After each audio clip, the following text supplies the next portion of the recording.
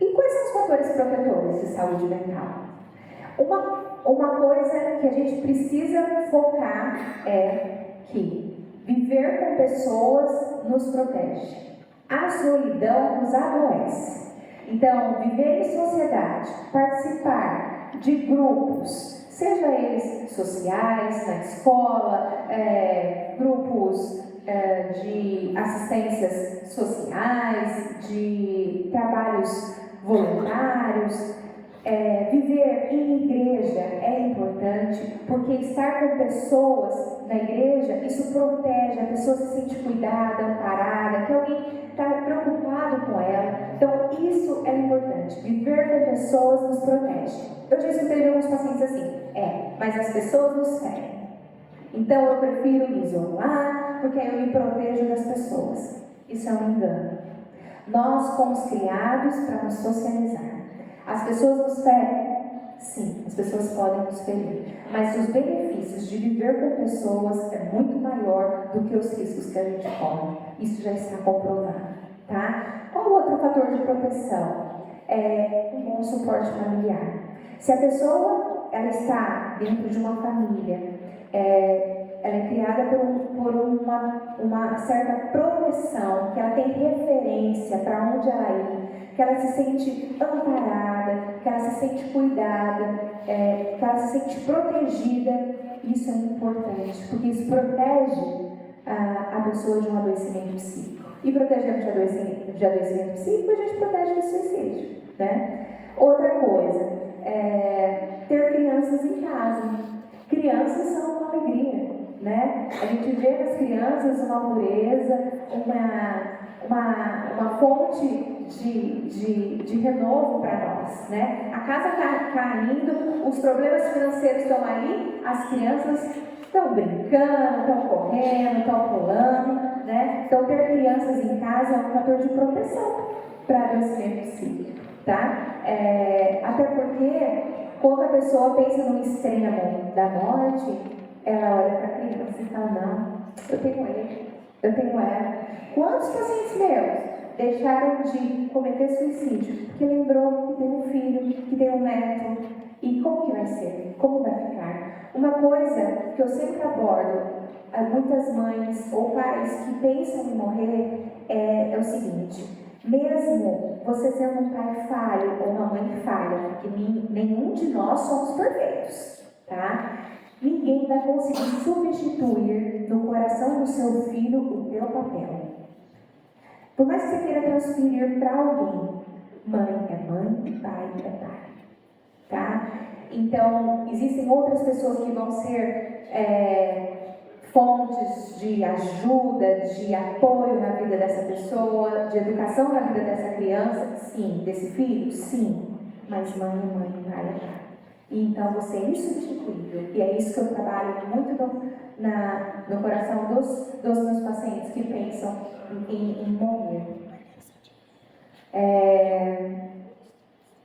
Uma coisa que é fator de proteção é gravidez planejada, gravidez desejada. Isso é importante, tá? A gente aprender também a planejar as coisas, né? E a gente tem percebido que muitas vezes a pessoa não está nem dentro de um casamento, nem existe a presença de um pai junto todos os dias e acaba engravidando. Isso acontece, mas a gente tem que entender que tudo acaba gerando alguma consequência de alguma forma.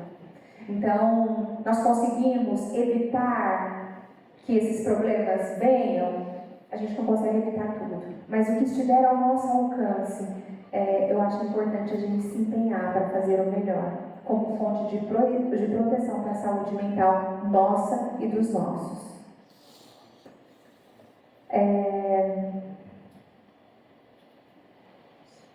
Quais são as doenças psíquicas que mais levam ao suicídio? A depressão é a primeira, tá?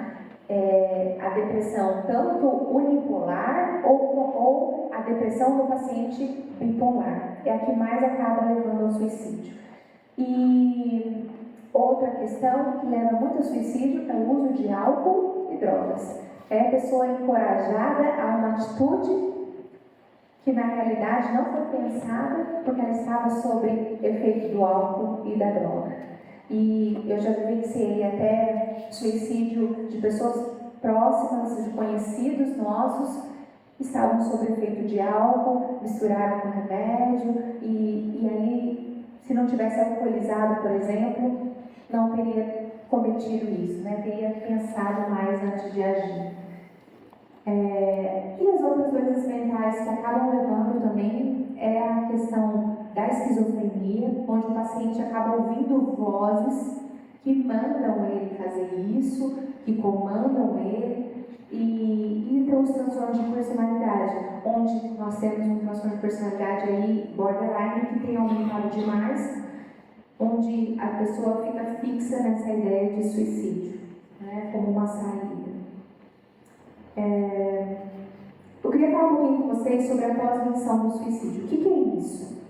É o nosso trabalho com as famílias que perderam alguém por suicídio. Gente, não sei se vocês já vivenciaram isso, mas é uma dor muito forte. Por quê? Porque você fica com perguntas sem respostas. É uma mistura, quando a gente acolhe uma família dessa, quando você acolhe uma família que sofreu o suicídio na família, a gente fala que nós estamos fazendo a pós-venção do suicídio. A família às vezes passa por fases de raiva, né? Por que essa pessoa fez isso? Fica com raiva, essa família sofre a ausência, a questão do luto, fica com um monte de perguntas sem resposta, aí depois, com o passar do tempo, a ausência da pessoa, aí volta a raiva, aí volta as perguntas. Então, além do luto, tem um monte de questões que ficaram em abertas, a culpa muitas vezes também. Então, para cada uma pessoa que suicida, pelo menos umas 60 acabam sendo abaladas com essa história. Uma dessas 60 às vezes está com depressão e fala: e se eu fizer isso também? Então, a cada uma pessoa que suicida, muitas outras são acometidas. Então, nós temos que ter um cuidado em trabalhar com essas pessoas e caminhavam juntos com essa pessoa que veio a óbito. E por que a rede de saúde é importante para o suicídio? Sabe que foi verificado que 80% dos pacientes que suicidaram, eles foram no médico não psiquiatra no mês anterior ao suicídio. Um mês antes de suicidar, 80% dos pacientes que suicidaram foram procurar um médico. Aí você fala: mas foi no médico. Eu não sei quantos médicos nós temos aqui, mas então ele foi no médico. Não, ele foi no médico, mas ele passou lá na triagem e fez uma ficha. Ele passou lá no auxiliar, no técnico de enfermagem, aferiu uma pressão, né? Depois foi na farmácia e pegou um remédio. Aí depois falou tchau para a moça que estava lá limpando a frente, né? Então, e aí? Será que nós temos observado os nossos pacientes? Será que nós temos olhado e acolhido os nossos pacientes? 80% dos pacientes, um mês antes, procuram assistência médica. Não psiquiátrica, mas procura. E é isso, tá? Eu acho que essa parte da psiquiatria que eu queria passar para vocês, eu creio que os nossos colegas vão passar das outras questões também, mas da minha área, a parte de saúde mental da psiquiatria, era esse suicídio que eu queria deixar para vocês, tá? Certo? Muito obrigada, viu, gente?